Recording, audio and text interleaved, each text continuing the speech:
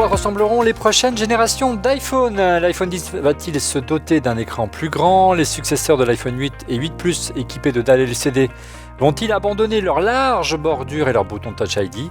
Quid de l'iPhone SE qui n'a pas été mis à jour depuis 2 ans ? Nous faisons le bilan des dernières rumeurs 2 mois seulement avant le lancement de la production. Bonjour à tous, vous regardez On refait le Mac alias ORLM, très heureux de vous retrouver ici à 42, l'école qui forme les futurs talents de la tech. Je vous rappelle que vous retrouvez le débat high-tech chaque semaine sur notre site www.onrefaitlemacom. Vous retrouvez ORLM également sur nos chaînes Dailymotion et YouTube. Je vous invite à vous abonner et à cliquer sur le petit pouce sur iTunes et podcasts bien sûr en HD ou en une version audio. Nouveauté, une version audio que vous retrouvez également sur TuneIn et pratique pour écouter ORLM sur des enceintes Sonos.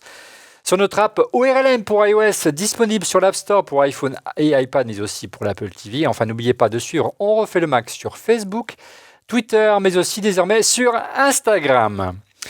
Avant de vous présenter nos invités, je vous le disais déjà la semaine dernière, le 4 juin prochain, la WWDC, la conférence des développeurs Apple, ouvrira ses portes à San Francisco, à San José plus exactement. Et pour la pomme, ce sera l'occasion d'organiser un Apple Event et de dévoiler des nouveautés. Et des nouveautés que nous allons essayer de couvrir en direct depuis le grand amphithéâtre de l'école 42. Alors si vous souhaitez nous rejoindre ici à l'école 42, suivre la conférence sur écran géant et assister à la captation de l'émission en public, il suffit de vous inscrire en nous envoyant un mail à cette adresse contact@onrefaitlemacom. Attention, les places sont limitées. En plateau, il traque jour et nuit les rumeurs concernant les prochaines générations d'iPhone, prêt à publier un article sur son site Mac Forever, bien sûr. Monsieur Didier Policani. Bonjour Didier. Salut Olivier, tu En vas chair, bien ? non, tu es donc vrai si Bah tu... oui. Ah, voilà. Tu m'avais promis de la Corse derrière, là. On pouvait te mettre, je crois, dans ton décor, mais non. La Corse, en ce moment, elle n'a pas trop la cote. Je ne sais pas si tu as vu, mais bon, on va essayer de se remonter le moral comme on peut. Il économise déjà pour la rentrée, car elle s'annonce chargée en nouveautés côté iPhone, et il va donc... Et tout cela va donc peser lourd sur son budget. Notre consultant en stratégie numérique, toujours en quête des derniers objets tendance, Stéphane Zibi. Bonjour Stéphane. Bonjour Olivier. T'es passé à l'Apple Store ? Oui. Encore ? Non, mais ça faisait longtemps. Qu'est-ce que tu as acheté cette semaine ? Ça faisait un mois. C'est pour demain et après, j'ai pris une petite batterie supplémentaire tout en un. C'est juste la 15e. Ouais, c'est vrai, mais bon, là, c'est pratique, il y a le petit câble qu'il y a, on n'a pas besoin de chercher. Voilà, c'est juste ça, voilà. Bon, indispensable. Elle a un petit peu parlé, donc vous l'avez découvert, ça fait longtemps qu'on ne l'avait pas eu dans cette émission. Il s'agit bien sûr de Fanny Bouton de fannysparty.com. Bonjour Fanny, comment ça va ? Bonjour Olivier, écoute, ça va bien. Plein de boulot en ce moment, donc ouais, je sèche ORLM depuis quelques mois. Hein. Bon, écoute, pourtant on essaye de placer les enregistrements pour que, au moment du déjeuner, pour rien vous cacher, pour que les chroniqueurs historiques puissent se connecter, mais voilà, c'est parfois difficile chaque semaine de se joindre. C'est pas facile. De rien. Allez, on passe tout de suite au chiffre de la semaine. Le chiffre de la semaine, c'est Stéphane qui s'y colle en plateau cette semaine. Oui, Olivier. Donc cette semaine était posée comme question, qu'attendez-vous des prochains modèles d'iPhone ? Alors la réponse qui est venue en tête, c'est un iPhone OLED plus grand à 36%. La seconde, c'est un iPhone LCD borderless 26%. À égalité avec un iPhone SE2 en Face ID. Et seulement 11% pour le troisième capteur photo, ce que j'aurais répondu personnellement. Oui, parce que tu es un fan de la photo, mais ça montre que la photo, c'est pas forcément le moteur des achats, quoique aujourd'hui, c'est vrai que tous les constructeurs rivalisent, que ce soit Samsung ou Huawei, pour promouvoir les qualités photo de leur téléphone. Vous l'aurez compris en préambule, cette année, nous ne parlerons pas d'un nouvel iPhone, mais de nouveaux iPhones. C'est toute une gamme qui devrait évoluer cette année, Didier.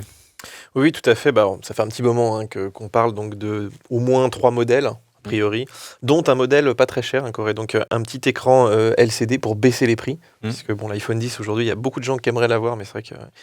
il est quand même assez cher. Et en gros, on reprendrait le même form factor que l'iPhone d'aujourd'hui et l'iPhone 10, mais on aurait un écran LCD qui coûte moins cher. C'est aujourd'hui le principal coût de l'iPhone 10, c'est ce fameux écran OLED.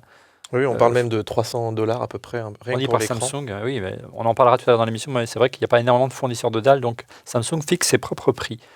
Autre piste, donc un nouvel iPhone donc LCD plutôt grand format. Voilà, puis après, bien sûr, on retrouverait un modèle d'iPhone 10 comme on le connaît actuellement. Mise à jour. Évidemment, nouveau processeur, peut-être un peu des nouvelles capacités, on en parlera juste après. Et puis une version plus grande, parce que comme moi, Olivier, toi, tu regrettes ça. Tu vois, le grand format. Ouais, tu peux lire ton déroulé de ORLM, vous le plus grand. Bah ouais. avec un vrai écran 4 tiers, un peu moins allongé. Et surtout plus large, parce Voilà. qu'on a vraiment besoin de place pour lire notamment du texte. Moi, je trouve que c'est beaucoup plus agréable. Et puis ces dernières semaines, il y a eu pas mal de rumeurs qui se sont précipitées autour de l'iPhone SE. Est-ce que c'est l'arrivée prochaine de la WWDC? Nous serons en direct sur On refait le Mac. Soyez au rendez-vous. Et sur Mac Forever, bien sûr. Est-ce que tu penses que c'est l'arrivée de cette keynote qui fait que les analystes s'excitent un petit peu? Il n'y a pas eu beaucoup de sites qui ont annoncé le SE, mais c'est vrai que c'est quelque chose quand même d'assez récurrent ces dernières semaines. Alors ceux qui avaient vraiment annoncé l'iPhone SE pour la WWDC, finalement, ils sont revenus en arrière. Ils ont dit ce sera peut-être pour la rentrée.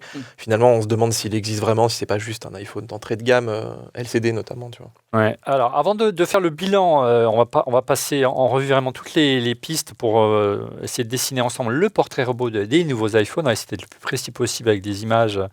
On a été vous chercher à droite à gauche sur les modélisations 3D de ces produits.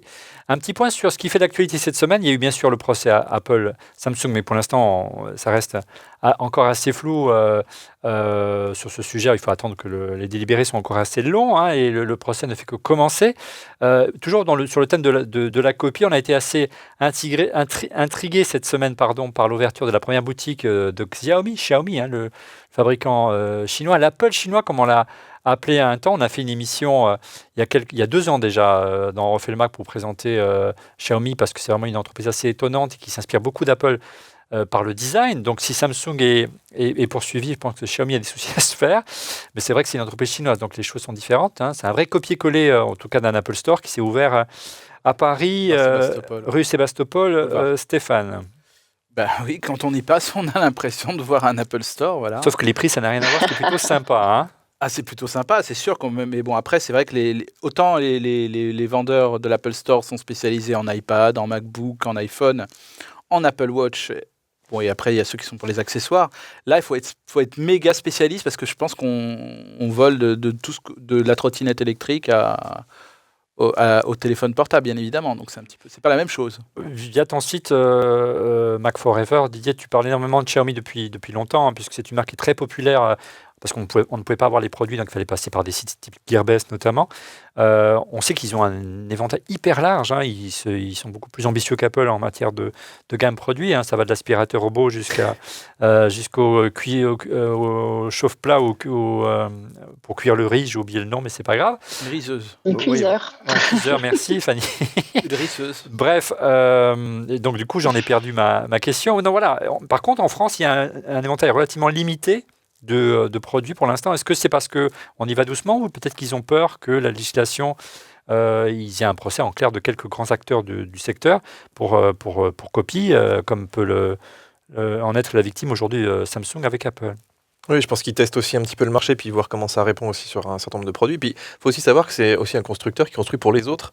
Notamment, on a vu l'Oculus Go, c'est eux qui le font, tu vois, il est déjà en vente aussi. Mais c'est vrai que quand on regarde leur dernier téléphone, avec le capteur photo notamment, on a vraiment l'impression d'un copier-coller. On se dit, bon, est-ce qu'ils ne testent pas, voilà, pour voir un petit peu aussi la réaction d'Apple ou des marques. Ce qui, moi, m'avait vraiment frappé lorsque j'avais testé les produits de Xiaomi il y a 2 ans, c'était l'interface de l'OS, l'OS de MIUI de chez Xiaomi, qui est également une version évoluée d'Android avec leur propre interface graphique, mais qui est également un copier-coller d'iOS, et c'est assez bluffant. Je serais curieux de savoir comment vont réagir les avocats d'Apple aux États-Unis. On sait que, par exemple, des marques comme Huawei ne sont pas prêts de vendre le P20 Pro aux États-Unis pour diverses raisons, pas simplement pour des raisons juridiques liées à une copie éventuelle des produits d'Apple, mais on va voir si ces produits vont arriver aux États-Unis, ce qui n'est pas forcément gagné. Allez, revenons aux prochaines générations d'iPhone et je vous propose de commencer par le successeur de l'iPhone 10. Quel successeur pour l'iPhone 10? Première piste, une version plus grande dotée d'un écran plus imposant. Didier, si tu en parlais tout à l'heure en préambule, on le ressent avec du recul. Au départ, on était plutôt enthousiaste de voir arriver l'iPhone 10 et son écran vraiment immersif, panoramique.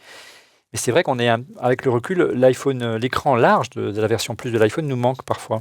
Oui, en fait, si tu as un iPhone 8 ou 7 normal, là c'est assez agréable puisque en fait, l'écran est simplement allongé. Mais si tu viens d'un modèle plus, notamment pour les vidéos. On aimait bien avoir des vidéos un petit peu grand format comme ça, mais on se retrouve à laisser les bandes sur les côtés finalement. L'écran est allergie, hein, l'écran est cinémascope, donc c'est très pratique pour regarder une super production hollywoodienne, mais pour regarder la télé, il y a les bandes noires sur le côté, donc ça sert à rien. Tu vois, on filme tous en Full HD, en 4K. Et au final, on a une image plus petite que ce qu'on avait sur l'iPhone 8 ou 7 Plus. Oui, puis c'est très étriqué, hein, même pour la lecture de texte, de sites web, d'applications. On voit qu'il nous manque quand même un petit peu de largeur, et c'est vrai qu'on s'était vraiment habitué en fait à ces formats élargis. Hein. Alors la rumeur annonce une diagonale de 6,5 pouces, hein, c'est 5,8 sur l'iPhone 10, c'était du 5,5 sur l'iPhone 7 Plus et 8 Plus, je ne dis pas de bêtises. Donc ce serait plus grand en gros que le Huawei P20 Pro que tu as là en plateau, qui lui est un 6,1 pouces, et le Galaxy S9 Plus qui lui est un 6,2 pouces. Donc voilà, c'est aussi une tendance forte dans le domaine Android d'avoir des grands téléphones sans bord, entre guillemets. Il semble assez logique, Fanny, qu'Apple suive la tendance, tout simplement. Oui, c'était une des surprises, c'était de voir qu'il était petit, cet iPhone 10, et en effet, ce serait bien qu'il s'agrandisse, parce que le confort qu'on a, même si au début tout le monde râlait, et moi la première, en fait, on se fait très très bien à ces grands écrans, c'est confortable, et puis surtout, qui dit plus grand écran, dit en général plus grande batterie derrière aussi. Ce qui n'est pas négligeable. Et ça veut dire plus d'autonomie, et c'est vrai que moi, le 10, même s'il tient pas mal, j'ai toujours une batterie avec moi pour finir la journée. Je peux pas tenir. Ce que j'avais plus avec le 7 Plus. On pensait au moment de l'arrivée de l'iPhone 10, et moi le premier, que vraiment c'était le meilleur compromis en termes de taille d'écran, hein, avec en gros une prise en main d'un iPhone 7 et l'écran d'un iPhone 7 Plus. Avec l'usage, c'est un peu moins le cas parce qu'effectivement l'écran est allergique. On comprend mieux pourquoi Apple, Didier, n'a pas lancé de produit de plus grand, parce qu'on a vu que l'iPhone 10 est arrivé en retard, que l'un des composants stratégiques qui est très difficile à trouver sur le marché, c'est l'écran OLED, et qu'il n'y avait pas forcément aujourd'hui suffisamment de dalles de grande taille pour fournir Apple à grande échelle. C'est ça, puis cette année, en fait, ils ont tout. Ils auraient donc la grande dalle, effectivement, OLED, donc pour faire un format comme celui-ci. Et puis, on arrive à faire aussi maintenant du LCD un peu sans bord. On va en parler dans un instant du LCD. Mais restant sur l'iPhone, sur l'iPhone 10 sur l'OLED, donc la rumeur, on a vu des rumeurs arriver avec des mock-ups très très tôt cette année. C'est assez étonnant. Ça montre qu'Apple est prêt. C'est plutôt une bonne nouvelle. On se prépare beaucoup plus en amont qu'auparavant. Et il ne devrait pas être en retard comme l'année dernière avec une machine qui est arrivée au mois d'octobre. Les premiers mock-ups sont arrivés, ont commencé à circuler dès le mois de janvier. Regardez ces images d'IT News, où on voyait des premiers mock-ups qui circulaient déjà sous le manteau. La production des écrans OLED est annoncée, OLED QHD, est annoncée pour à partir du mois de mai, donc on serait en plein dedans. Et c'est donc Samsung qui aurait signé le contrat.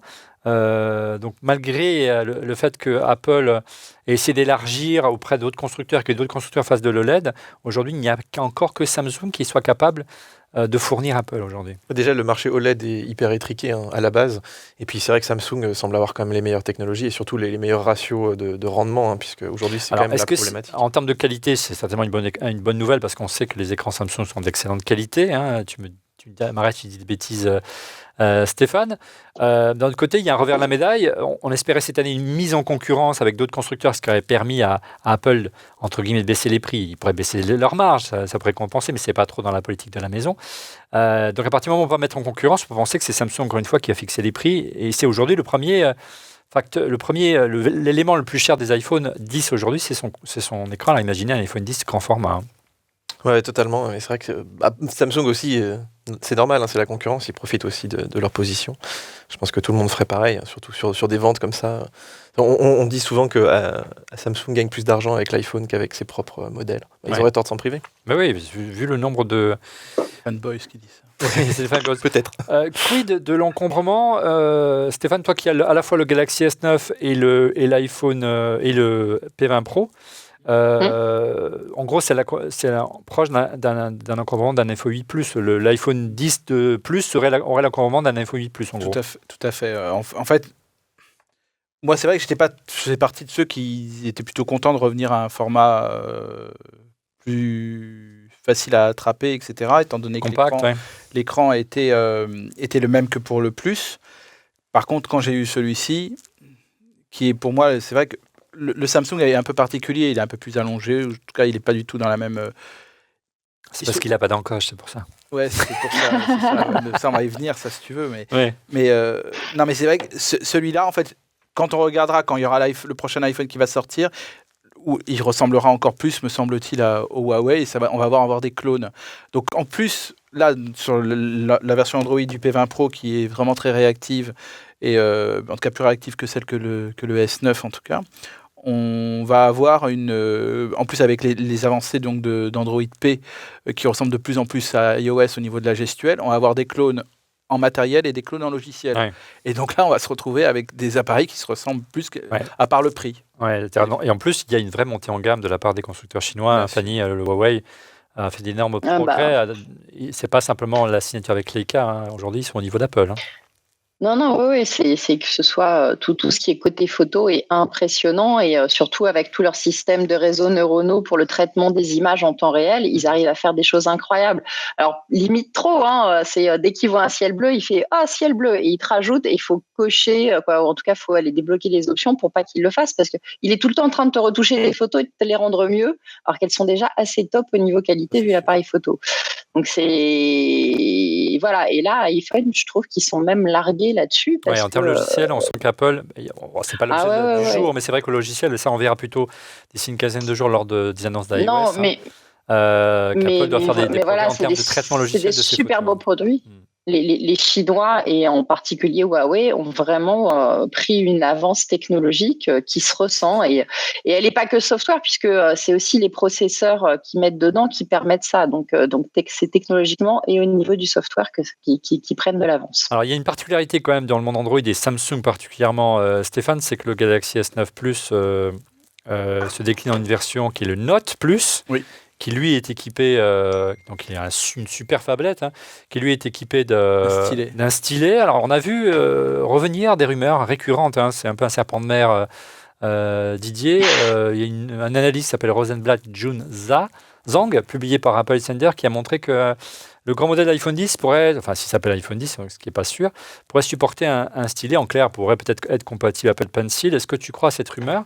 Je sens déjà Steve Jobs se retourner dans sa tombe. Mais il y a régulièrement des rumeurs au niveau de la prise en charge de l'Apple Pencil. Rappelle-toi quand les MacBook Pro sont sortis avec le grand trackpad, tout le monde disait « Ah, mais c'est sûr, le oui, regarde, va arriver ». C'est formidable. Ça impose quand même aussi une petite couche a priori encore par-dessus, donc théoriquement, ça prend un petit peu de place aussi. Et en plus, ces écrans, c'est des écrans Samsung. Enfin, bref, c'est pas forcément. Après, est-ce qu'il y a vraiment beaucoup de gens qui. Enfin, il faudrait un stylet adapté aussi. Il faudrait peut-être un endroit pour le ranger. Actuellement, dans l'iPhone, il n'y a pas. S'il y a ça, moi, j'achète plus d'iPhone.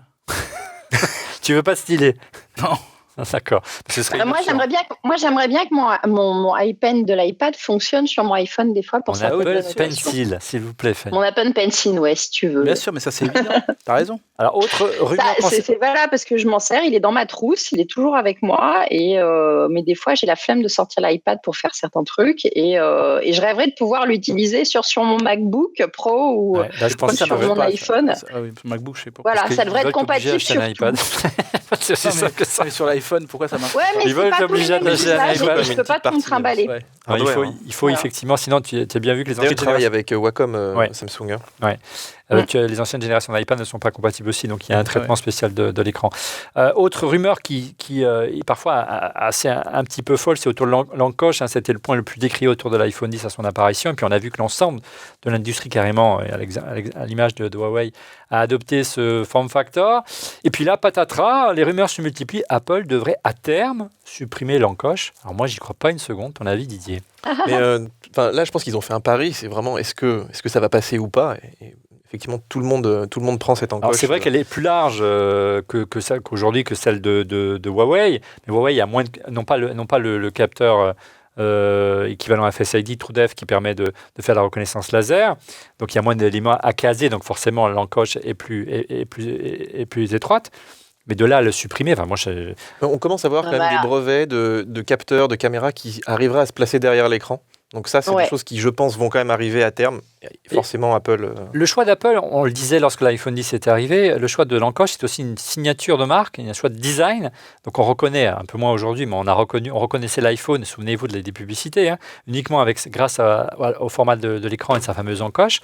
Et on devrait voir arriver cette signature sur le reste de la gamme d'Apple, sur des iPads, on espère bientôt la nouvelle version d'iPad Pro à la WWDC. Donc... Ouais, mais oui et non, c'était plus une signature qui a été imposée par la techno, je pense. Et en plus, tout ce bruit qu'on a fait autour, c'est assez bullshit, parce que si tu te rends compte, et moi la première, tu l'oublies en fait, l'encoche assez vite, et elle n'est pas si gênante que ça. Donc ça fait beaucoup de bruit pour rien, ça permettait de communiquer, mais sûrement qu'elle va disparaître, parce que technologiquement, on va réussir à placer en effet et avoir ce plein écran, et ce sera bien plus confortable. Mais après, est-ce qu'elle dérange? En fait, tu te rends compte que 80% des gens l'ont oublié et que ça pose aucun problème. Et c'est arrivé sur tous les autres parce que c'est un problème technique pour l'instant et ça va se résoudre. Toi, tu penses qu'elle va disparaître? Moi, je pense au contraire qu'elle va rester. Je pense que c'est véritablement, connaissant un petit peu la manière dont travaillent les designers d'Apple, s'ils adoptent un design, c'est pour longtemps. Généralement, ils ne changent pas de design tous les 36 du mois. Ouais, voilà. Donc, on verrait qu'elle sera encore là d'ici 2-3 ans, voire plus longtemps. Alors, ouais, mais d'ici 2 ans, dès que techniquement ce sera réglé, si les concurrents le font, ils se permettront pas de le faire. Je pense pas. D'accord. Moi, je pense que ça va sauter. On va voir si la largeur déjà va se réduire d'une année sur l'autre. Autre élément clé de cette encoche, c'est un capteur TrueDepth, donc qui est en façade. Il pourrait aussi arriver à l'arrière de l'iPhone pour permettre une reconnaissance laser. Alors ça permettrait également d'aller plus loin, ce que demandait Fanny en matière de traitement photo. Cette rumeur-là, elle est plus crédible. Mais est-ce qu'elle va arriver dès l'année prochaine? C'est moins sûr. Ils avaient déjà du mal à les produire, leurs capteurs. Ouais. Donc là, d'en produire 2 fois plus. En plus, ils le mettent sur deux modèles.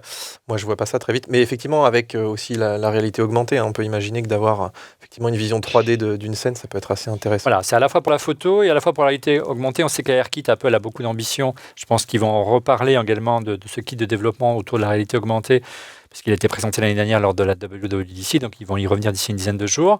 Et effectivement, d'avoir ce type de capteur 3D très efficace au dos de l'iPhone, qui manque aujourd'hui puisqu'il est uniquement en façade, permettrait d'avoir d'autres fonctionnalités, notamment pour la réalité augmentée. Enfin, élément vraiment clé, on l'a vu dans le sondage, mais vous n'êtes pas forcément réceptif, en tout cas notre panel de gens qui ont répondu.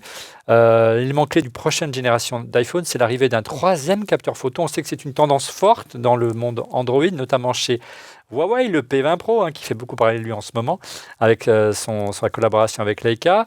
Alors, info intox, vous y croyez, messieurs, de l'arrivée d'un 3e capteur? On sait que Apple a suivi généralement ce que faisaient Leica et Huawei il y a quelques mois d'intervalle. Souvenez-vous, le premier Huawei avec 2 capteurs, 3 mois plus tard, il y avait l'iPhone 7 Plus avec 2 capteurs.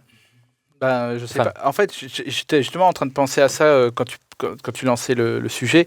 J'étais en train de penser à la loi de Moore, en fait. Jusqu'à quand? Est-ce qu'on va se retrouver avec 16 capteurs derrière? Je sais pas, ça commence à devenir un peu ridicule. Déjà 2, c'est On a vu, il y a un appareil photo comme ça qui est Oui, sorti. avec 16. Avec 16, tu l'as vu celui-là? Ouais, mais. Non, mais Oui, je l'ai vu. non, mais je trouve ça un petit peu. Bon, qu'ils en mettent 3, ouais, ok, c'est bien, mais c'est vrai que, comme l'a dit Fanny, là, de ce côté-là, Apple a toujours été un peu plus suiveur que leader sur le sujet. Est-ce qu'il faut absolument faire une course effrénée à communiquer sur la photo? Samsung a communiqué sur la photo et quelques mois plus tard ou quelques semaines plus tard, il y a eu le P20 Pro et patatras. La preuve, ceux qui fait dépasser sur leur propre terrain. Donc en gros, c'est vrai que là maintenant, ils ont un concurrent sérieux avec nos amis chinois et il n'y a rien d'autre à dire. Et je pense qu'ils auront quand même un peu de mal pour atteindre la différence, parce qu'au niveau logiciel, c'est pas seulement matériel. Au niveau logiciel, comme l'a dit Fanny, là j'ai montré quelques photos à Didier, elles sont pas mal. Elles sont incroyables. Ouais. En gros, tu aurais. D'abord, ce qui est vraiment, moi, je trouve très intéressant avec le fait d'avoir un 3e capteur, c'est que ça permet d'avoir un zoom beaucoup plus puissant. Bien sûr. Sans passer par un zoom numérique, donc c'est toujours très agréable lorsqu'on veut faire de la photo. Donc on pourrait atteindre x3 au minimum sur le prochain iPhone. Aujourd'hui, on est à x2 sur l'iPhone 7 et l'iPhone 8. Voilà, et tu es jusqu'à x5 sur le Huawei, donc c'est quand même un point intéressant. Ce n'est pas juste pour dire, regardez, on a plein de capteurs. Mais est-ce que tu pourrais pas avoir un zoom mécanique finalement à la fin? Oui, il y a carrément un Ça qui qui sort. sortirait, pourquoi pas? Ouais. Alors ça, c'est un Vu peu- l'épaisseur du... Tu as moins d'un Dès que centimètre c'est d'épaisseur. mécanique, vu le nombre de chutes, c'est un petit peu comme le diaphragme du S9. Moi, je suis sceptique. J'attends de voir quels vont être le nombre Tu de as raison. remontées de panne vu la taille. Alors, il y a eu pas Ça mal de... donne beaucoup trop souvent. Il y a eu pas mal de rumeurs autour de ce troisième capteur. Ce que dit la rumeur au jour, on ne dit pas au jour d'aujourd'hui, c'est pas français, mais aujourd'hui tout simplement, le troisième capteur offrirait une optique 6 éléments et un capteur de 12 mégapixels. Elle évoque aussi cette rumeur un zoom x5 comme le Huawei. Cherchez pas les composants, ils sont standards du marché. C'est souvent du Sony d'ailleurs. Sans qu'on sache s'il s'agissait on ne sait pas encore s'il s'agit d'un zoom optique numérique ou un peu des deux, on verra, mais certainement, j'espère, de l'optique. Voilà. Est-ce que c'est après pour 2018? Moi, je parie plutôt pour 2019, mais on verra. On aura les réponses dès le mois de septembre.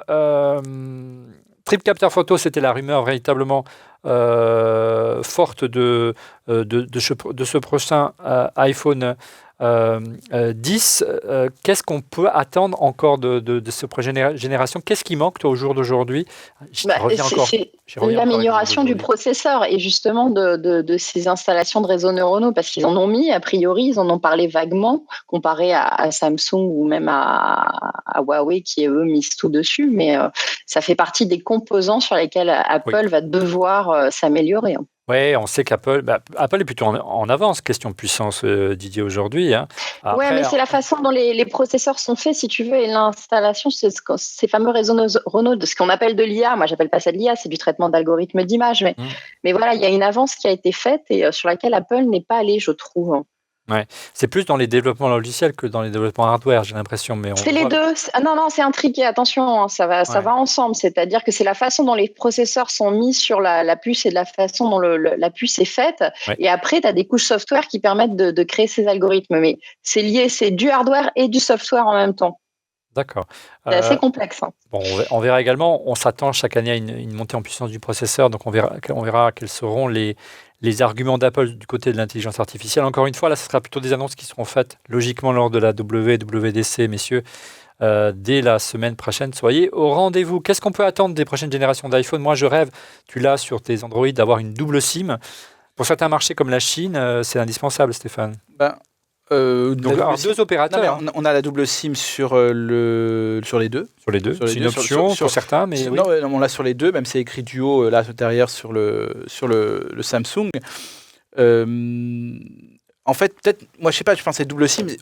Ils ont déjà fait avec la montre l'eSIM. Peut-être qu'on arriverait à terme à avoir une SIM et peut-être une eSIM intégrable. Donc une SIM virtuelle qui n'existe pas, voilà. Et une SIM physique, voire carrément deux SIM virtuelles. Ça serait bien. Moi, je rêve d'un iPhone qui permettrait non seulement d'avoir deux lignes téléphoniques, mais d'avoir la possibilité d'agréger deux lignes 4G simultanément. C'est ce qui se passe là. Mais par contre, juste ce que je peux dire pour pouvoir surfer à la meilleure vitesse. Je fait de la vidéo, c'est indispensable. Je pondère pour ça, c'est qu'en gros Alors ça, c'est le Samsung. Il faut le Samsung, préciser, pardon, excusez-moi. Sur le Samsung. Donc il y a des gens qui nous écoutent et qui ne regardent pas. C'est vrai, tu avais raison. Donc sur le Samsung, on peut être en 4G sur un opérateur, mais en 3G sur le deuxième. On ne peut pas cumuler de la 4G sur les deux. Et j'étais un peu déçu. Bon, il faut que je regarde ça de près pour... Ça, c'est souvent le cas. Hein. Dès qu'il y a des doubles SIM, tu es obligé d'en choisir un qui communique en 4G et l'autre, du coup, ne l'est pas. Ça, c'est un petit peu casse-pied, en effet. Et donc, en gros, on ne peut pas cumuler... Bon, on peut cumuler la 4 plus la 3, donc ça va être déjà 7G. Non, j'exagère, mais... Non, mais en attendant, on nous dit, mais il n'y a pas d'urgence, la 5G va arriver. Non, la 5G ne va pas arriver de sitôt, et puis elle va coûter cher, et puis elle va se déployer tout doucement. Donc, la 4G a encore de beaux jours devant elle, donc il faut permettre par exemple d'utiliser deux lignes, ce serait formidable, notamment pour faire bien. Oui, et puis pour voyager, mettre une ligne d'un pays local, ou simplement pouvoir mutualiser deux lignes pour avoir, quand on a vraiment besoin de beaucoup de débit, avoir quasiment le débit de la fibre dans son iPhone. Plus terre à terre, Didier, il y a eu beaucoup de débats sur le net ces derniers mois, ces dernières semaines autour de l'avenir des connecteurs sur l'iPhone. Aujourd'hui, c'est un connecteur Lightning.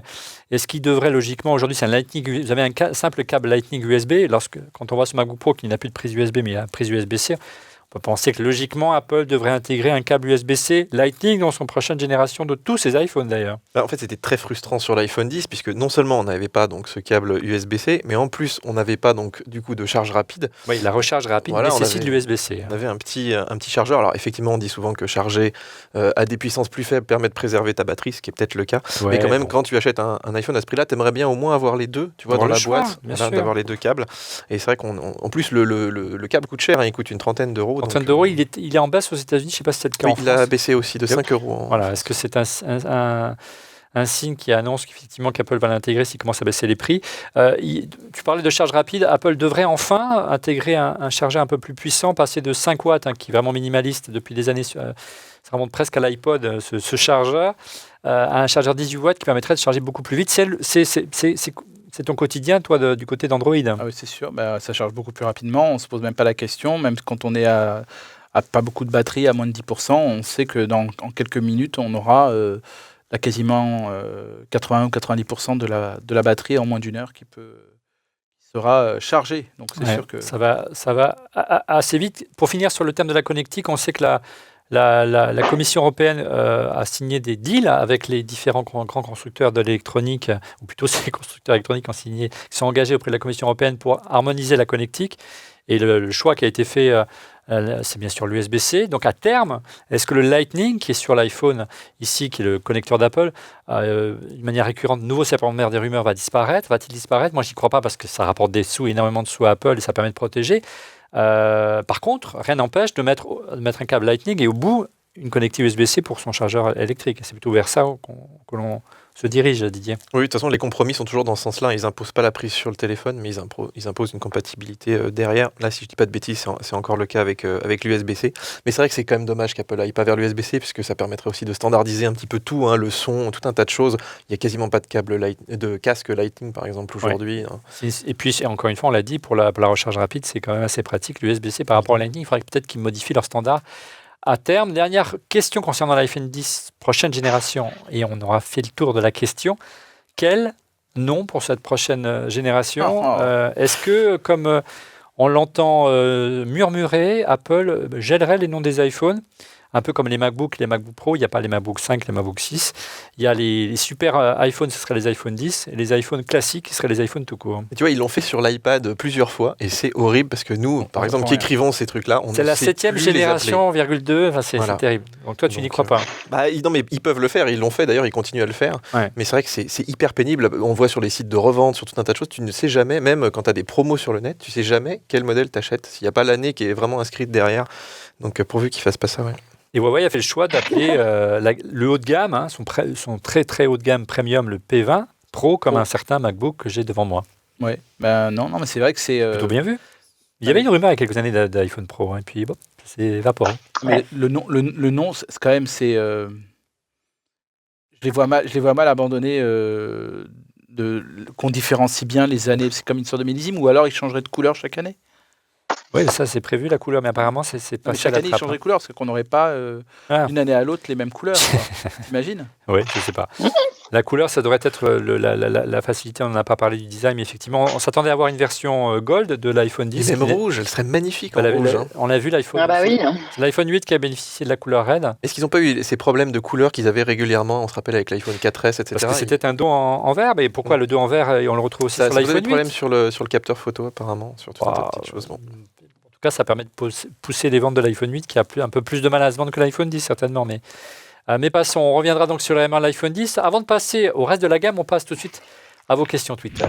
Les questions Twitter, c'est Stéphane qui nous les résume cette semaine. Alors la première question de Stéphane Coupchou, alias S. Coupèche sur Twitter. Pour les iPhones à écran OLED, quel est le retour sur le risque de vignettage, brûlage de l'écran? Alors, petit rappel, aujourd'hui, lorsque vous achetez par exemple une télé OLED, au bout de quelques heures, vous avez souvent un message d'alerte qui vous dit attention, il faut l'éteindre car il y a un risque de mémoire, c'est-à-dire l'image peut rester incrustée à l'écran. Par exemple, si vous regardez une image en 4/3 ou en 16/9 sur une télé panoramique, voilà, il peut y avoir les bandes qui restent en permanence. On avait vu ça il y a quelques années avec le plasma. Moi, ça me le fait sur ma télé de notre salon. Moi, j'ai jamais eu ce problème sur l'iPhone 10. Ça fait à peu près maintenant 6 mois qu'on l'utilise au quotidien. Ouais, c'est vrai que peut-être il faut plus de recul, peut-être que les écrans aussi ont évolué. Mais pour l'instant, il n'y a pas ce message d'alerte sur les iPhones. Il n'y a pas eu de scandale particulier. Donc pour l'instant, RAS. Deuxième question, Stéphane. Deuxième question de Damien, Dame LR89 alias Damien LR. Aucune nouvelle des iPad 10 pour juin? Didier, fais-nous plaisir. Non, je pense qu'ils vont renouveler les iPad Pro. Là, ils le font pour l'instant quasiment chaque année. Donc, c'est vrai que tout le monde rêve d'un iPad bord à bord avec Face X ID. pour bord à bord, hein, c'est en gros Voilà. retrouver un petit peu le forme et la signature de marque. Est-ce qu'ils vont le faire, est-ce qu'ils vont le faire tout de suite ou est-ce que ça va prendre un peu de temps? Ça dépend un peu aussi des écrans qu'ils mettent derrière. De toute façon, on sait qu'à terme, leur intérêt, c'est d'uniformiser les usages. Donc, on ne peut pas avoir garder longtemps des différents iPhones avec un Touch ID, l'autre avec Face ID. Donc, il faut. Voilà. Idem pour l'iPad. On sait que l'iPad a mis du temps à se rapprocher des fonctionnalités de l'iPhone. Donc, on verra, on espère. Réponse dans 10 jours, voire même la semaine prochaine lors de la WWDC. Troisième question, Troisième Stéphane. question, Olivier. Donc, de Kenneth Debière à Peter sur Twitter. Donc, on dit définitivement au revoir à un Touch ID sous l'écran. Fanny, je sais que c'est ton grand regret, hein, mais malheureusement, ça dirige à grands pas. Bah écoute, moi je pense que il y a des concurrents, on voit des brevets sortir quand même, donc qui sait, hein, pourquoi pas.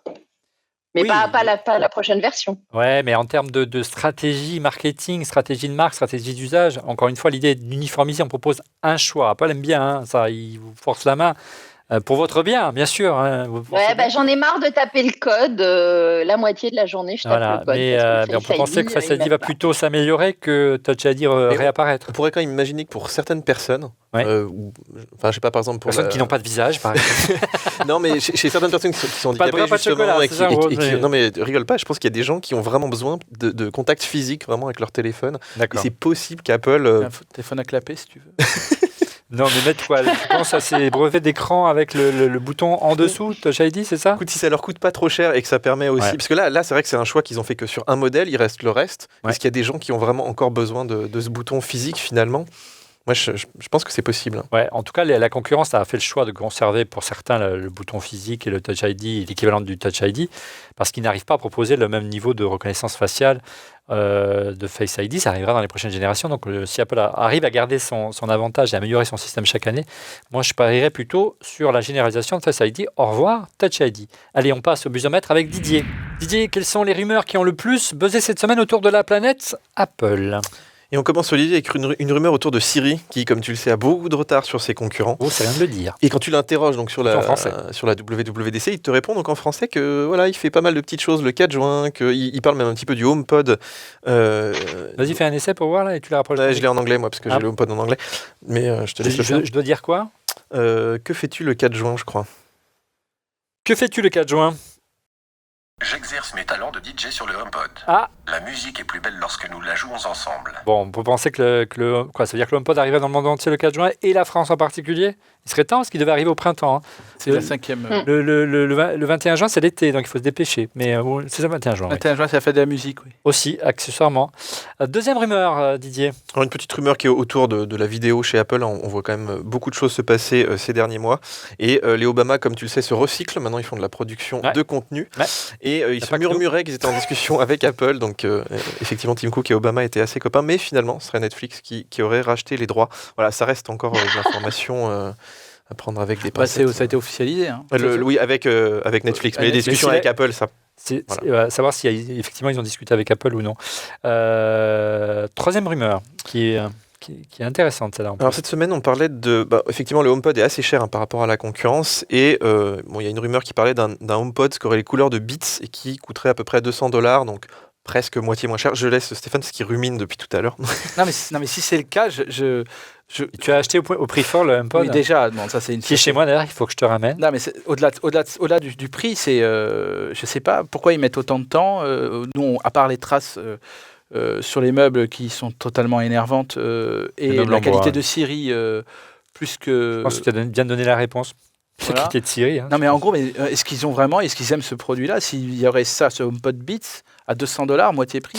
Mais pour revenir quant à la crédibilité de cette rumeur, il est intéressant de penser que si on veut s'ouvrir à Alexa, si on veut s'ouvrir à Amazon Echo, si on veut s'ouvrir à Google Home, ça vous coûte quelques dizaines d'euros.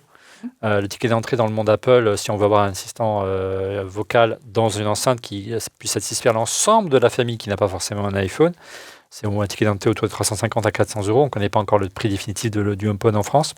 Donc effectivement, c'est un problème pour Apple s'il veut pouvoir concurrencer. Et la solution pourrait aussi de licencier Siri pour d'autres marques d'enceintes. Mais non, mais là, le fait, pour moi, je rappelle ce que j'ai dit l'émission précédente, HomePod, pour moi, c'est une belle enceinte. C'est une belle Pour l'instant. enceinte. C'est une belle enceinte. Oui, de toute façon, ils n'avaient pas le choix. Aujourd'hui, l'argument de vente, c'est une belle enceinte, mais pour le reste.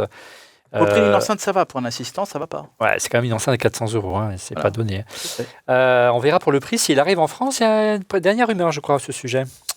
Oui, non, on en a une avant, qui Ah bon, est des excuse-moi. nouveaux bracelets à la Excuse-moi. WWDC, puisqu'il y a une rupture de stock en ce moment, des bracelets qui sont sortis pendant il n'y a pas très longtemps. On avait fait une Déjà, petite vidéo là et tout. Une Mais... collection de printemps, c'est ça? Bah oui, à peine un mois et demi. Et donc, C'est-à-dire que les gens s'arrachent. alors l'année dernière, ils en ont sorti quelques modèles. Hein. Il y avait des Nike, il y avait deux, trois petites choses, mais ils n'avaient pas fait disparaître donc les modèles qui étaient sortis au printemps. Je confirme, j'ai voulu chercher le Donc, modèle aubergine qu'a Fanny et je l'ai tout trouvé nulle part. Montre-nous ton modèle, Fanny. C'est vrai, tu le trouves pas, c'est celui-ci là. C'est un bracelet cuir, mais couleur aubergine, qui est assez sympa, Voilà. qui remplaçait le noir et le marron classique. Et Je l'ai pas trouvé. voilà. Bah écoute, tu l'as pas trouvé. Hein. Alors, Bon, c'est quoi t'offrir? pourtant, c'est un officiel. Oh, ça On va. va économiser. Et enfin, dernière rumeur. Et ben on finit avec le HomePod. Donc tu as vu, Siri donne quelques petites nouvelles. Alors le Ouais. HomePod, il est quand même en test, en bêta-test en France. Depuis Donc, quelques c'est une mois. info qu'on avait révélée il y a depuis très longtemps. Hein. Merci, Max. Et voilà, on ne sait pas pourquoi, parce que finalement Siri fonctionne très bien en français. Je ne sais pas ce qui retient tant Apple de sortir ce produit. Alors, est-ce que c'est des problèmes physiques, tu vois, et qu'ils n'arrivent pas à faire la prise française Je ne sais pas, mais Non, c'est des traces sur les mais, meubles. mais est-ce qu'il y a, non, il n'y a pas quand même de gros problèmes sur le HomePod. Donc, pourquoi le ça produit met est autant sorti en février-mars en Angleterre, aux Ouais. États-Unis et en Australie. Donc c'est quand même, enfin, c'est loin de couvrir l'ensemble de la planète. Hein. Alors évidemment, les analystes se sont précipités en disant ils ne vont pas très bien. C'est sûr qu'ils ne vont pas très bien, surtout qu'il est présent que dans 3 pays. Donc forcément, ça réduit la voilure par rapport à ce que propose l'iPhone qui est présent dans tous les pays. Donc on pourra vraiment rendre un verdict sur le HomePod quand il sera présent partout. Mais c'est vrai qu'aujourd'hui, lorsqu'on l'a testé, on a été franchement déçus autour des fonctions d'assistance vocale par rapport à ce que propose un Google Home. Donc est-ce que c'est ça qui retient Apple et ils annoncent peut-être une mise à jour importante? Ou est-ce qu'il y a des langues sur lesquelles il est moins à l'aise Et oui, aujourd'hui qui c'est sont vrai dans que le... tu as parfaitement raison, dans je le n'y pensais pipe. pas. Pour pouvoir proposer le HomePod dans tous les pays, il faut pouvoir décliner Siri dans toutes les langues, ce qui est plus compliqué. Et là, c'est un vrai savoir-faire. Et là, on voit vraiment où est la valeur ajoutée, par exemple, d'un Google. On voit qu'Amazon, par exemple, galère, ou Amazon galère pour arriver en France aussi, ou dans certains pays. C'est pas aussi simple que ça s'improvise pas. Comme cela. Voilà, on revient maintenant aux rumeurs autour des prochaines générations de l'iPhone. Après le successeur de l'iPhone 10, on devrait avoir un autre successeur, un vrai nouveau modèle, pas une simple évolution de l'iPhone 6, l'iPhone 7 et de l'iPhone 8. C'est un iPhone Full LCD sans bordure. Alors Didier, un iPhone sans bordure et surtout qui permettrait d'avoir la reconnaissance faciale pour tous, plus de Touch ID, plus de bordure, c'est possible avec un écran LCD. La preuve, c'est que nos amis de chez j'ai un trou de chez LG, l'ont fait très récemment et d'ailleurs ça devrait être LG qui fournirait cette dalle. Exactement. Alors, mais moi, je pense qu'ils ont fait un pari quand même de voir si les gens allaient accepter la reconnaissance faciale, s'ils allaient accepter l'encoche, on en parlait tout à l'heure. Et effectivement, aujourd'hui, vu que c'est le cas, ils n'ont aucune raison de se retenir, hein, de ne pas mettre ces capteurs. Et puis, maintenant, ils ont, je pense, un peu moins de problèmes de production, hein, ça avait quand même participé aussi au délai. L'an dernier, l'iPhone 10 sorti un petit peu plus tard. Donc voilà, si les coûts sont là, si la production est là, pourquoi pas y passer sur des modèles entre guillemets d'entrée de gamme, hein, qui restent quand même, on le précise, autour de 800-900 €. Oui, entrée de gamme, Voilà. c'est entrée de gamme chez Apple, il faut le relativiser. Donc ce serait un modèle de 6,1 pouces, donc il serait un peu plus grand que le 5,8 pouces d'ici de l'iPhone 10, beaucoup plus grand que le 5,5 pouces de l'iPhone 7 Plus que tu as entre les mains si c'était un 7 Plus. Didier, mes particularités, donc il hériterait d'un écran LG que LG produirait et utilise déjà pour sa propre gamme. Regardez, c'est le G7 Fin Q, hein, qui a une particularité d'être vraiment très très lumineux, 1000 nits, c'est près du double. Hein, ton iPhone 7, là, il fait 530 nits. Donc ça permettrait d'avoir carrément la possibilité de consulter une vidéo et consulter le web en plein jour, en plein soleil, quoi. Oui, alors même, on l'avait vu justement, ça c'est un 8 Plus. Franchement, la différence avec le 10 n'est pas incroyable. Non. Enfin, voilà, on a tous fait les tests, hein, l'un à côté de l'autre, on avait déjà quand même un bon niveau. Donc je pense que là, la difficulté, c'était effectivement de faire cet écran bord à bord sur du LCD, quoi. Et on l'a vu effectivement que cette rumeur d'iPhone 6 s'est vraiment multipliée. L'iPhone 6,1 pouces s'est multiplié ces derniers mois avec un écran LCD. Il y a eu pas mal de mock-up et d'impressions 3D aussi qui se sont multipliés sur pas mal de chaînes YouTube. Regardez les images. Et effectivement, Apple a tout intérêt, on l'a dit en préambule de cette émission pour l'iPhone 10, à généraliser les usages de Face ID et donc de pouvoir intégrer donc, dans cette encoche le fameux capteur trou d'œuf qui a été expérimenté pendant une année sur l'iPhone 10. Donc aujourd'hui, on est Ils sont prêts, dirons-nous, à élargir la Par contre, production. ce qui est étonnant quand même, c'est qu'on n'a pas vu de pièces sortir des usines, alors qu'à cette époque-là, d'habitude, on en avait un petit peu. Il y a quelques mock-ups, mais on n'a pas vu de pièces. Voilà, encore, on a c'est vu vrai. des mock-ups, donc des rendus 3D, des choses comme ça. Mais c'est vrai que d'habitude, surtout sur des nouveaux modèles, ils arrivaient assez vite dans les mains des gens. Et là, on n'a encore rien vu. Alors, est-ce que la pré-production arrive à garder le secret cette année? Mais en principe, on devrait en voir arriver assez vite. Donc. Ouais, et puis, dernier détail concernant cet écran, il ne permettrait pas, mais ça va mettre au conditionnel, de gérer le 3D Touch, donc une fonction qui permet d'avoir une capture de pression sur l'écran. Pour n'a jamais vraiment marché. Si, il a marché, mais il ne se popularise pas vraiment, je dirais. Voilà. C'est une autre façon de le dire. Oui, mais techniquement, ça marche, mais ergonomiquement, ce n'est pas aussi évident. Les développeurs n'ont pas utilisé ou exploité. C'est plutôt les utilisateurs qui... voilà. Mais les développeurs l'ont adopté, mais c'est vrai que c'est pas forcément... Il faut penser, comme sur l'Apple Watch, qu'il faut faire un appui long pour avoir des fonctions cachées. Généralement, pour être prêt en septembre, la production d'écran, la production de dalles et la pré-production de prototypes est lancée bien en amont, bien sûr, à Didier. Et généralement, elle est à son apothéose en ce moment, puisque là, il faut presque appuyer il faut tester la production dans les usines pour être prêt en septembre. Effectivement, on n'a pas vu beaucoup passer de composants pour le moment, mais ça peut arriver. On a vu passer quelques mock-ups, quelques rumeurs autour de différents choix de couleurs, c'est-à-dire qu'Apple pourrait s'inspirer du fameux iPhone 5C qui avait été très populaire en son temps avec ses différentes couleurs, bleu, jaune, rose, façon bonbon acidulé. Tu y crois, cette rumeur que Apple arriverait à différencier ses modèles plutôt grand public et relativement accessible avec les couleurs, et un modèle plus sérieux avec l'iPhone 10 et ses successeurs? C'est vrai que ces dernières années, les iPhones sont assez tristes. Ouais. C'est toujours des couleurs très élégantes, mais finalement, il y a beaucoup moins de coloris, c'est beaucoup moins vif. Et même toute la période où on faisait beaucoup les or rose, tout ça, ça a complètement disparu sur l'iPhone 10. Donc, moi, je reverrais bien effectivement des couleurs, peut-être par l'entrée de gamme, pourquoi pas. Donc en gardant ce côté un petit peu classe. On l'a vu d'ailleurs sur les machines aussi, qui restent un petit peu plus noires comme ça sur les machines professionnelles, et puis plus claires et plus colorées sur l'entrée de gamme. Donc on verra. Ça reste vraiment, pour moi, c'est extrêmement compliqué à savoir, même en amont. Ouais, on va voir si... de toute façon, on aura une réponse très vite, puisque, encore une fois, on vous l'a dit, pour être prêt à la rentrée, ça doit fuiter. Et vu on annonce 100 millions de vente de l'iPhone 6, certains analystes, mais c'est vrai que c'est au doigt mouillé, ce genre de prédiction. Pour produire à terme 100 millions, il faut vraiment sortir des pré-séries bien en amont, donc forcément ça va sortir, donc on aura des éléments de réponse très rapidement et on y reviendra dans cette émission. Dernier modèle d'iPhone, vous êtes très nombreux à me demander que va devenir l'iPhone SE, on va essayer d'y répondre dans ce prochain chapitre. Un iPhone SE, deuxième version, alors quand est-ce qu'il devrait arriver, quel format, quelle taille, quel prix, pour la semaine prochaine, pour la WWDC ou pour la rentrée? Didier, les rumeurs sont multipliées ces dernières semaines autour, à l'approche de la WWDC pour après 2 ans de mise à jour, sans mise à jour. 2 ans, c'est extrêmement long pour un nouvel iPhone. L'iPhone SE, aujourd'hui, il a embarqué les composants de l'iPhone 6S, donc ça vous donne un peu une idée de ce qu'il permettait de faire.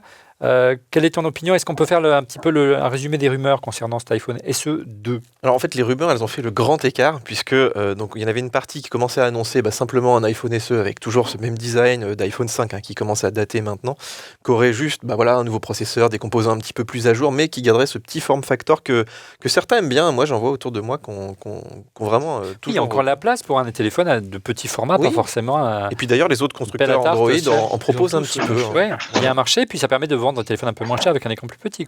Voilà. Donc, première rumeur, simplement une mise à jour des composants. Mais là, on ne l'a pas vu arriver, et effectivement, elle pourrait arriver à la WWDC. Mais là, à la limite, c'est difficile de la détecter, cette mise à jour, puisqu'en termes de design, il n'y a aucune différence. L'iPhone SE, on ne l'a pas vu arriver non plus, puisque apparemment, c'est la seule différence avec un iPhone 5S, c'était les composants qu'il y avait à l'intérieur, donc c'était difficile de le prédire. Mais c'est vrai que ce serait plutôt une déception, mais c'est la facilité, encore une fois, pour Apple, puisque en termes de coût, il y a juste à changer les composants. Les lignes matérielles ne changent pas, les usines n'ont pas vraiment à investir énormément, donc ce serait la voie de la facilité. Mais il y a eu quand même des rumeurs qui étaient un peu plus poussées et plus ambitieuses. Oui, et là, on se dirigeait plus vers un iPhone avec un grand écran, mais surtout beaucoup moins cher. Donc, qui rejoindrait en fait toutes les rumeurs de l'iPhone LCD finalement. De l'iPhone 6.1. D'autant que effectivement la plage de lancement, au début on parlait du mois de mai, puis de la WWDC, maintenant on nous parle un peu de la rentrée. Finalement, est-ce que Apple va lancer 4 modèles d'iPhone cette année? Moi ça me paraîtrait quand même beaucoup. Donc il est possible qu'il y ait une confusion entre les rumeurs autour de l'iPhone 6.1, donc l'iPhone LCD qui serait le successeur de l'iPhone 7 et l'iPhone 8, et cet iPhone SE. En fait, ce serait un iPhone SE avec un écran plus grand. Voilà, finalement, qu'est-ce qu'il aurait de SE si c'était simplement un iPhone 10 LCD un petit peu moins cher. En revanche, on a vu une rumeur qui a vraiment fait, plus qu'une rumeur, puisque c'est une image qui a fuité sur le net d'un fabricant de films pour écran.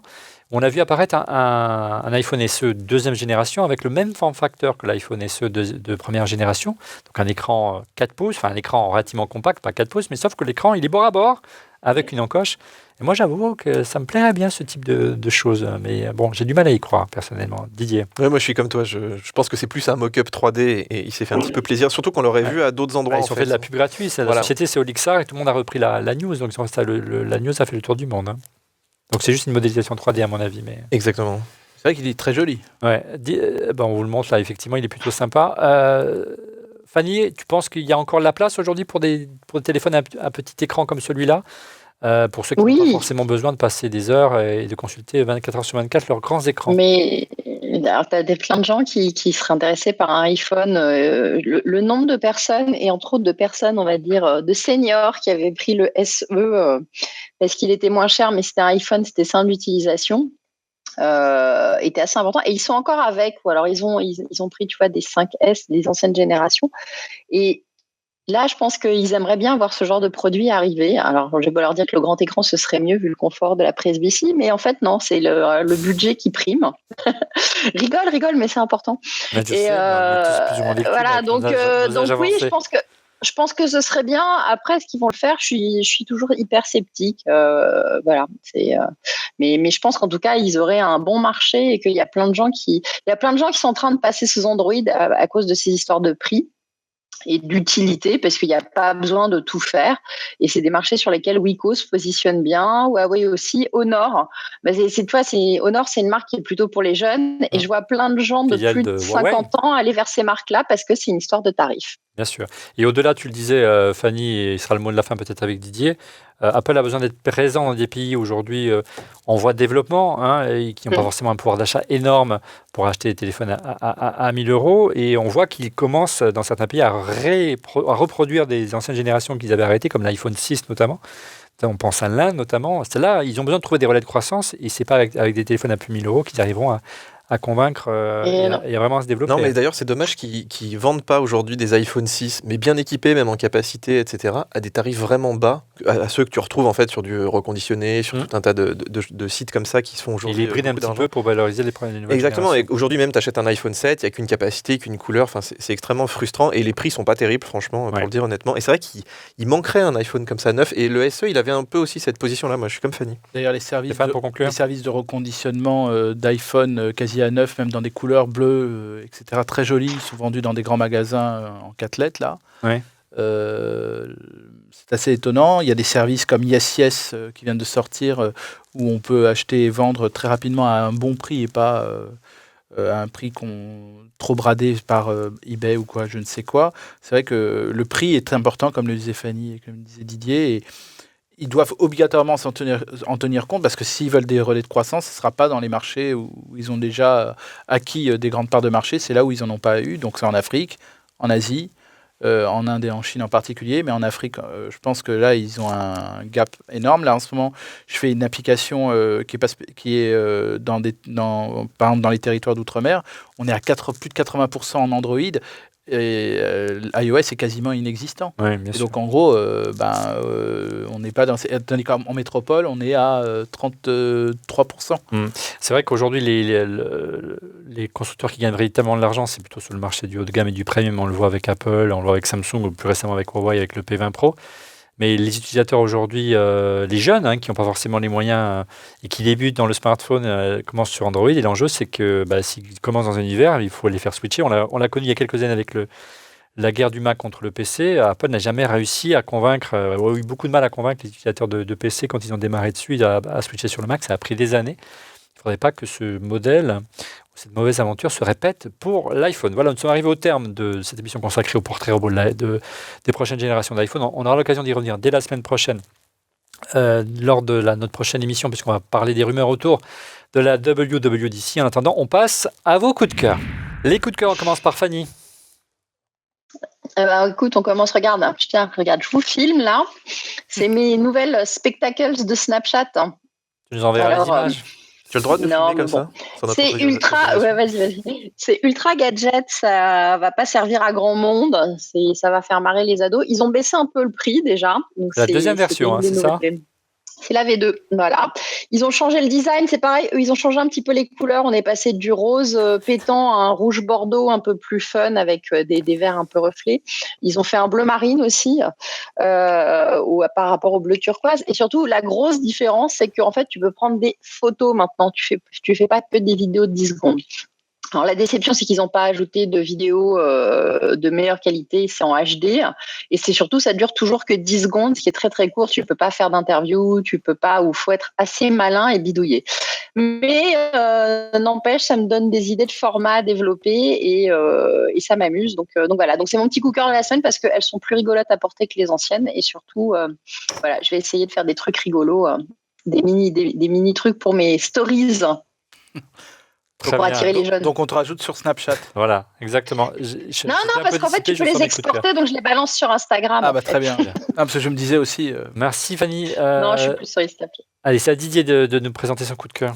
Alors moi, je ne t'avais pas amené parce qu'il est un peu gros et il ne tenait pas dans ma valise, mais j'ai testé pendant 15 jours ça fait un peu bizarre, hein. l'Oculus Go, tu sais, le masque donc, de VR de Facebook, Une nouvelle version. qui ne coûte pas très cher, hein, c'est vraiment son atout, il coûte 219 € et on a un vrai casque sans fil, donc pas comme l'Oculus ou le Surtout, il n'y a pas PlayStation besoin de VR. brancher sur un ordinateur. Et t'as pas besoin non plus de mettre ton smartphone, tu sais, avec la galère Ouais. pour aller chercher les applications, etc. Là, tu as une vraie manette comme pour l'Oculus.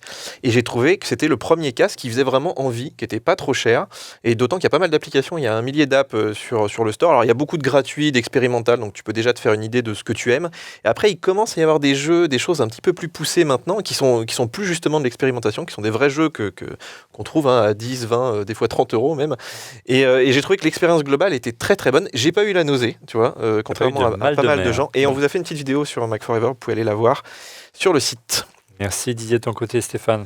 Alors après les spectacles et l'Oculus, moi j'ai en coup de cœur, et bon ça m'est déjà arrivé, mais là ce sont des livres et un spectacle. Mais des livres, donc Sans déconner. non, mais au départ, c'est vrai que j'étais pas très... voilà, je pensais parler d'un livre qui était Le Lambeau de Philippe Lançon aux éditions Gallimard et qui raconte comment il est revenu entre les morts après le massacre de Charlie Hebdo. C'est poignant, on commence le livre, on peut pas s'arrêter, voilà, tout simplement. Donc j'ai pris du retard dans mon travail, je suis désolé, mais voilà, mais c'est vrai que ça a été fort. Donc Le Lambeau de Philippe Lançon aux éditions Gallimard. Le deuxième, donc c'était pas prévu parce que bon, il nous a appris la disparition ce matin de Philippe Roth. Ouais, on enregistre le mercredi. Donc Voilà, et donc en gros, non, mais c'est vrai que c'est particulier. Bon, j'y mince le 23 mai. C'est pas une bonne journée. J'avais perdu mon papa le 23 mai. Là, c'est bien Philippe Roth. Et donc, s'il y en a qui veulent faire des cadeaux et des beaux cadeaux et se faire un beau cadeau, c'est de lire La Pléiade parce que bon, on peut le lire. C'est vraiment féroce, surtout si on aime les États-Unis. Sinon, commencez par La Tâche ou Portnoy, ce sera vraiment très bien. Et aussi un petit spectacle. Comme c'est les 3 dernières représentations, et moi, franchement, j'y suis allé comme ça. Pour me changer un peu les idées, c'est dure 1 heure, c'est vraiment super, ça nous sort un peu de ça. C'est le spectacle stand-up de Léa Landau au Comédie des Boulevards. Et franchement, j'ai été assez surpris. C'est super bien écrit, elle est très drôle et elle est très sympa. Et bon, en plus, elle utilise toujours un peu Instagram pendant les spectacles, ce qui est un peu les spectacles nouveaux. Ouais, exactement. Et je trouvais ça assez sympa. Donc c'est pour aussi me démarquer du spectacle et de l'Oculus parce que on parle beaucoup de choses geeks quand même ici. Il y a aussi des vraies choses, quoi. Il n'y a pas que la tech dans la vie. Oh. C'est ça, exactement. Voilà. De mon côté, désolé, je reviens vers le fond de commerce de cette émission, à savoir la tech. Si vous êtes, orphelin des bandes Wi-Fi des airports, Didier, parce qu'ils ont été, ça y est, c'est officiel, retirés de la vente, malheureusement, ou progressivement, ils ne les produisent plus. Voici de quoi vous consoler avec le dernier routeur de chez Netgear. Alors, ça brille un peu avec le plastique. C'est le Nighthawk Pro Gaming XR500. Il est vraiment taillé pour les gamers, mais vous direz Mac gamers, non, parce que pas seulement. Il permet de configurer vraiment aux petits oignons votre bande passante via un tableau de bord. C'est très très simple. Je vais le poser parce que c'est un peu lourd.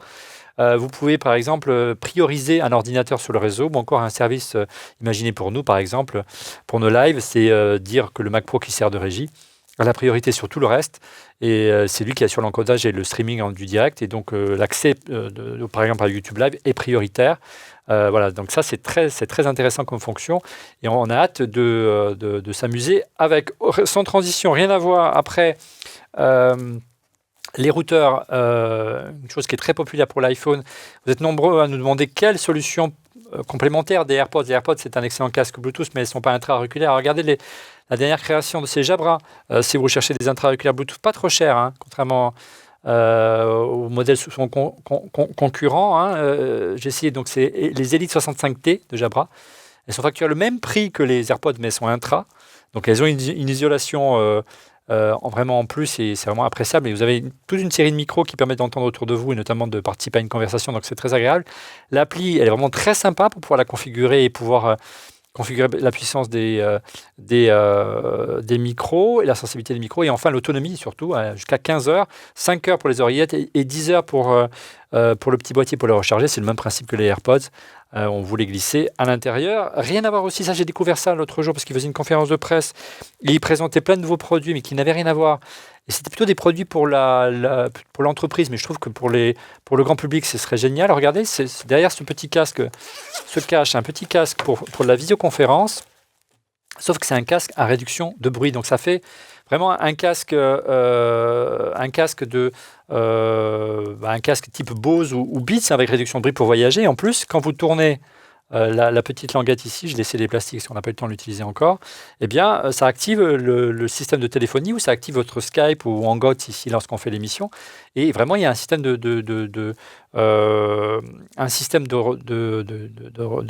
vais y arriver. De réduction de bruit, voilà, qui est vraiment très efficace. Et Jabra qui fait ça s'appelle le Evolve 75. La boîte est en dessous. Et ça coûte le prix d'un casque Bose ou un casque Beats. Sauf que voilà, ça, vous pouvez l'utiliser en entreprise. Il y a beaucoup d'entreprises qui utilisent ça parce qu'ils font du coworking ou qui travaillent dans des grandes salles où ils n'ont pas des bureaux particuliers. Donc pour s'isoler, c'est vraiment l'idéal. J'ai vraiment eu un coup de cœur pour l'Evolve 75 de Jabra. Voilà, nous sommes arrivés au terme de ce 292e épisode d'On refait le Mac. 93, on me dit en régie, je me trompe toujours d'On refait le Mac. Merci de l'avoir suivi. Je vous donne rendez-vous la semaine prochaine pour notre prochaine émission qui devrait être consacrée aux annonces attendues lors de la prochaine WWDC. On aura beaucoup de choses à dire. On espère de l'annonce matérielle côté iMac et MacBook Pro. Mon cher, peut-être voir mes Mac Mini, s'il existe. Il est encore vivant, paraît-il, mon cher Didier. Et enfin, n'oubliez pas, le 4 juin prochain, la WWDC, la conférence des développeurs Apple. Elle ouvrira ses portes lors d'un Apple Event que nous couvrirons bien sûr en direct depuis le grand amphithéâtre de l'école 42. Si vous souhaitez nous rejoindre ici à 42 et suivre la conférence sur écran géant et assister à la captation de l'émission publique, il vous suffit de vous inscrire en nous envoyant un email à cette adresse contact@onrefaitlemacom. Attention, les places sont limitées. contact@onrefaitlemacom. Et pour être prévenu en temps réel de la mise en ligne de l'émission, je vous invite bien sûr à vous abonner à notre chaîne en cliquant sur le petit bouton et n'oubliez pas de cliquer sur le petit pouce. Merci encore pour votre fidélité et à la semaine prochaine. Au revoir.